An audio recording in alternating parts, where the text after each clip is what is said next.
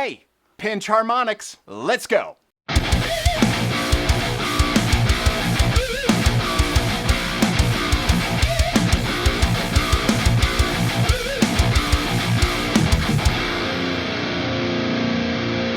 Today we learn how to squeal with pinch harmonics for our guitar riffs, especially like 7-string metal guitar riffs. Because what else is there in life?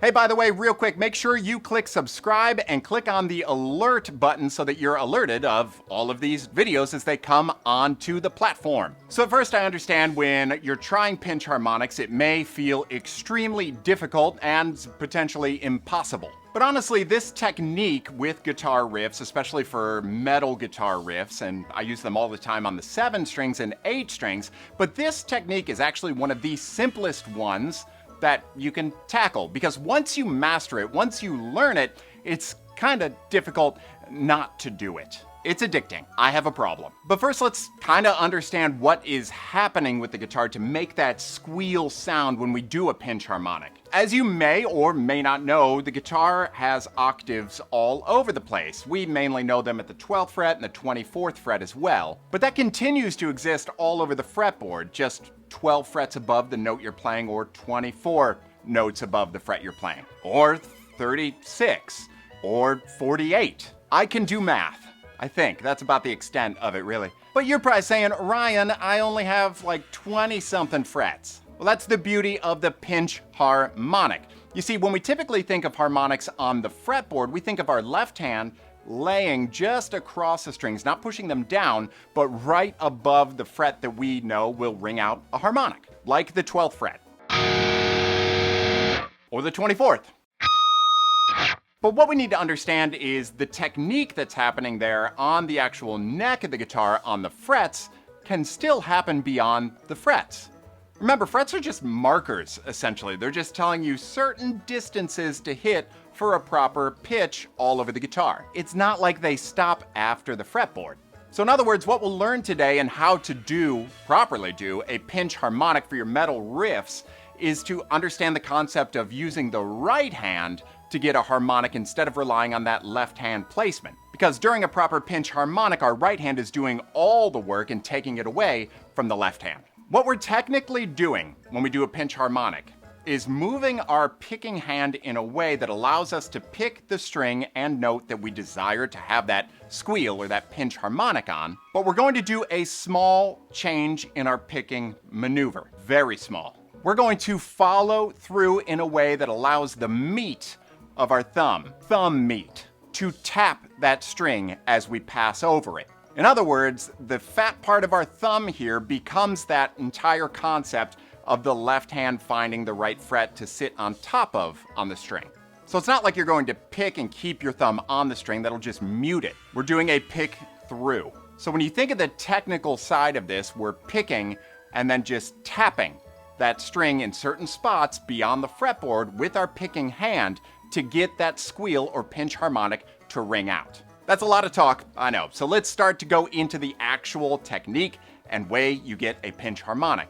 At first, I'm using no left hand. I'm going to show you this concept of where the harmonics are with the open strings, because remember, we have them at the 12th fret, the 24th fret, and beyond the fretboard as well. So as I pick through the string, you'll notice that my thumb does a slight twist to tap that string.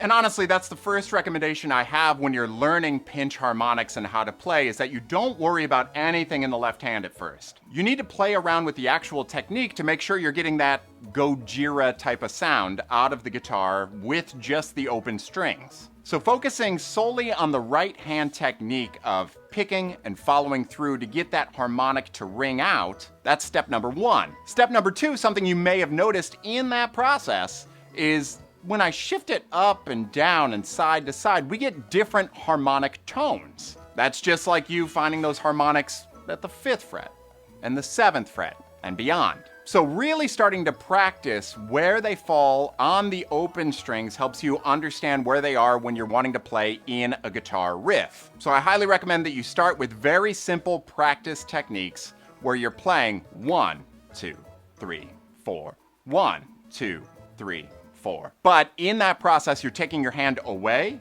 and putting your hand back again so that you start to really memorize and make it almost muscle memory based as to where you can find those harmonic tones. But I know what you're saying, Ryan, that sounds really boring. I'm not just gonna play squeals with an open string. Sure you're not. So part 2 of mastering this technique is to apply actual notes on the fretboard. We're gonna do this in 2 phases. Phase 1 is doing no phrasing techniques, no vibrato, no bends, nothing, just a static note. So coming down and finding something like your 3rd fret of your low E. For me, I have this 7-string guitar, so don't pay attention to that lower B note here, or as I have it tuned a half step down, so B flat. The concept remains on 6 strings, 7 strings, 8 strings, 29 strings. So place your finger down on the 3rd fret of your low E. Forget about this hand once you've done that. From there, start to do the same practice technique and methods with your right hand.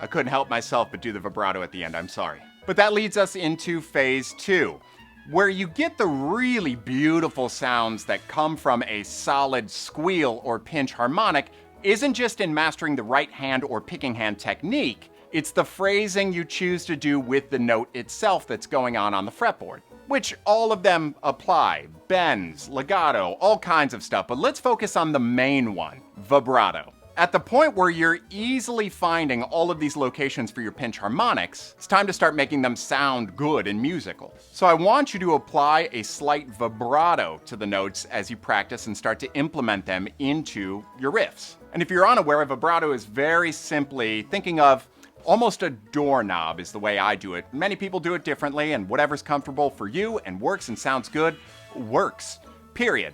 But if you think of a doorknob and how you turn for that doorknob, that's how I think of vibrato.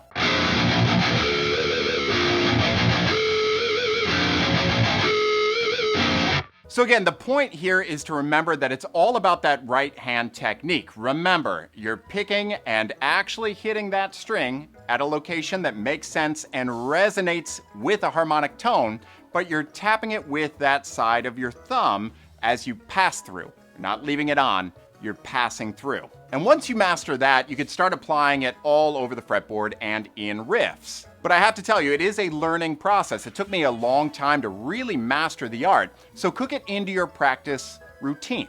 You know, that fun part where you get like creative and you jam and you do riffs and noodling. But be careful. Warning. Once you master it, you won't stop them. You'll never stop them. They've consumed my life. They'll consume yours. It never fails. Ever. So hopefully this was extremely helpful. If so, make sure you subscribe and click the alerts if you're not already a subscriber, but also comment. I'd love to interact with you guys and help you in any way possible to get those pinch harmonics to actually pierce, tear into souls, work. And until next time, whatever the kids say.